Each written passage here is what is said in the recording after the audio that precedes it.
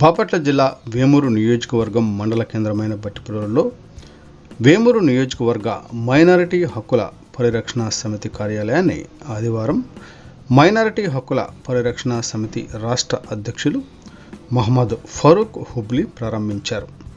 ఈయనతో పాటు రాష్ట్ర కార్యదర్శి షేక్ అక్రమ్, సమతా సైనిక రాష్ట్ర అధ్యక్షులు పిల్లి సురేంద్రబాబులు ముఖ్య అతిథిగా పాల్గొన్నారు. ఈ కార్యక్రమంలో ఇస్మాయిల్ బేగ్, ఎండి సలీం, ఇర్ఫాన్ బేగ్, ఎండి సోహెల్, ఎండి సమీర్, కరీముల్లా బేగ్, బషీర్ ఖాన్, హఫీజ్ అల్లా బేగ్, ఇర్ఫాన్ ఖాన్, పలువురు ముస్లిం పెద్దలు తదితరులు పాల్గొన్నారు. ముఖ్యంగా నేను మీ అందరినీ కోరేది ఒకటే, మనలో మనం గ్రూప్ రాజకీయాలు అనేది మానుకోండి. అది గనక మనం మానుకుంటే మన ఎదుగుదలకి బాగుంటుంది. రేపు జరగబోయే ఈ 2 నెలల్లో జరగబోయే అసెంబ్లీ ఎలక్షన్స్ కానివ్వండి, పార్లమెంట్ ఎలక్షన్స్ కానివ్వండి, కేవలం మీరు ఒకటే ఆలోచించే, రాజకీయ పార్టీలకు అతీతంగా మా సమస్యలు, మా మసీదులకు కానివ్వండి, మా కబ్రస్థాన్లకు కానివ్వండి, లేకపోతే ఒక రాజకీయ పదవులు కానివ్వండి, ఎవరైతే ఏ పార్టీ నాయకుడైతే మాకు సపోర్ట్ చేస్తారో, మన మసీదులకి ఎవరైతే నిధులు ఇస్తారో, మన కబ్రస్థాన్కి అభివృద్ధి చేస్తానికి ఏ విధమైతే నిధులు ఇస్తారో వాళ్ళకే మీరు సపోర్ట్ చేయవలసిందిగా మిమ్మల్ని అందరినీ కోరుతున్నా. గ్రూప్ మరి ఒకసారి చెప్తున్నా, మనలో మనం ఉన్న కొద్దిపాటి ఇక్కడ ముస్లిం సోదరులు మీరు గ్రూప్ రాజకీయాలు మానుకొని మీరంతా ఐకమత్యంతో ఉండి మనమంతా మనకు కావాల్సిన నిధులు కానివ్వండి, అభివృద్ధి కానీ చేసుకోవాలని మిమ్మల్ని అందరినీ కోరుకుంటున్నాను. Thank you. ఒకటి మతం పేరుతో ముస్లింలు, 2 కులం పేరుతో దళితులు, అన్ని రంగాల్లో కూడా వీరు అనేక విధాలుగా వెనకబడిపోయి ఉన్నారు. ఈ దేశంలో ఏ అట్రాసిటీ జరిగినా ఈ 2 వర్గాల మీదే జరుగుతుంది. ఆర్థికంగా, రాజకీయంగా, సామాజికంగా వెనకబడి ఉన్న వాళ్ళంటే వీళ్ళే. కానీ ఒక 500 సంవత్సరాలు, 1000 సంవత్సరాలు, 2000 సంవత్సరాలు ముందుకెళ్తే ఈ దేశానికి, భారతదేశానికి ప్రపంచ చరిత్రలో ఒక స్థానం ఉంది. చరిత్రలో ఆధారాలు ఉన్నాయంటే వీళ్ళిద్దరి వల్లనే, ఇంకా ఎవరి వల్ల లేదు.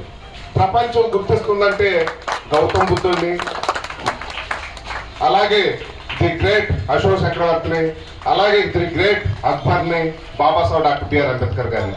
ఈయన పేర్లు ఎక్కడ చెప్పినా కానీ ఎవరయ్యారంటే ఈయన భారతీయులనే ఒక గుర్తింపు ఉంది. మిగిలిన ఎవరికి లేదు. ప్రపంచంలో ఉన్న అన్ని దేశాలకు తెలియాలంటే వీళ్ళే. అంటే ప్రపంచంలో ఒక 5గురు బలమైన చక్రవర్తులు ప్రపంచంలో ఎక్కువ భూభాగాన్ని పరిపాలించారంటే దాంట్లో నుంచి ఇండియా నుంచి 2 ఉన్నారు. అది అశోక్ చక్రవర్తి ఒకరు, అక్బర్ గారు ఒకరు. అంటే అనేకమైన గ్రూపులుగా విడిపోయి మన అందరం కూడా మన ఎదుగుదలకు దూరం అయిపోతున్నాము.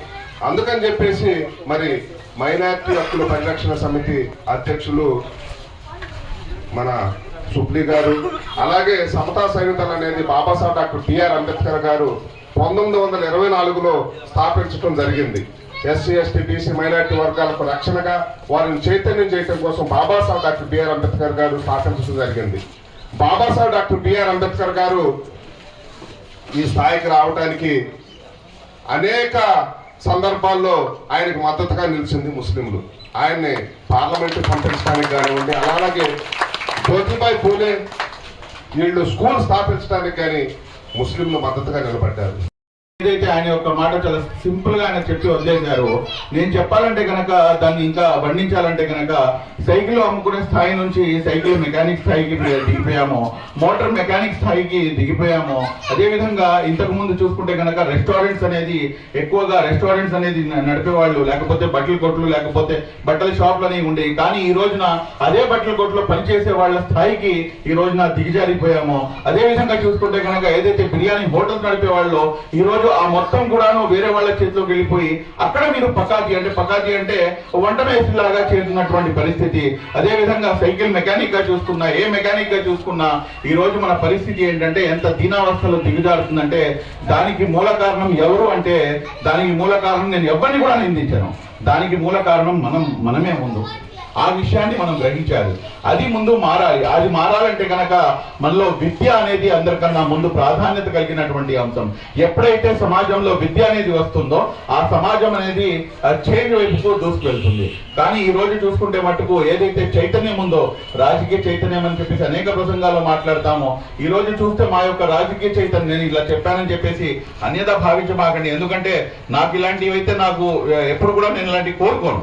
కానీ మా యొక్క రాజకీయ చైతన్యం ఎలా ఉందంటే కేవలం బ్యానర్లు, ఫ్లెక్సీల వరకు, లేదంటే కనుక మా యొక్క రాజకీయ చైతన్యము ర్యాలీలు తీసి హారన్లు కొట్టేంత వరకు, లేకపోతే మా యొక్క రాజకీయ చైతన్యము ఏదైతే నాయకులు ఉన్నారో ఆ నాయకుల కాళ్ళ దగ్గర మాత్రమే పడిపోయి ఉన్నాయి. కానీ వాస్తవానికి మీకు రాజకీయ చైతన్యం అంటే ఏంటనేది చాలా సింపుల్ గా మీకు అర్థమయ్యేటట్టు వినిపిస్తాను. ప్రతి ఒక్కరు కూడా న్యూస్ ఛానల్స్ చూస్తుంటారు కదండి, TV9, TV5, NTV, ABN news, అదే విధంగా అనేక రకాలైనటువంటి న్యూస్ ఛానల్స్ ఉన్నాయి. వాటన్నింటినీ కూడా మీరు చూస్తారు కదా. అది మీరు రాజకీయం అనుకుంటున్నారా? అది కనుక మీరు రాజకీయం అనుకుంటే కనుక అందరికన్నా ఎక్కువ పొరపాటు చెందిన వాళ్ళు అవుతారు. ఎందుకంటే ఏదైతే మీరు చూడాలో అది డిసైడ్ చేస్తున్న వాళ్ళు కొంతమంది ఉన్నారు, అది మాత్రమే మీకు చూపిస్తారు. ఏదైతే మీరు వినాలి అని చెప్పేసి అనుకుంటారో అది మాత్రమే మీకు వినిపిస్తారు. కానీ అసలైన రాజకీయం ఏంటంటే ఏదైతే మీ చెవులు వినబడలేవో, ఏదైతే కళ్ళు చూడలేవో అది రాజకీయము.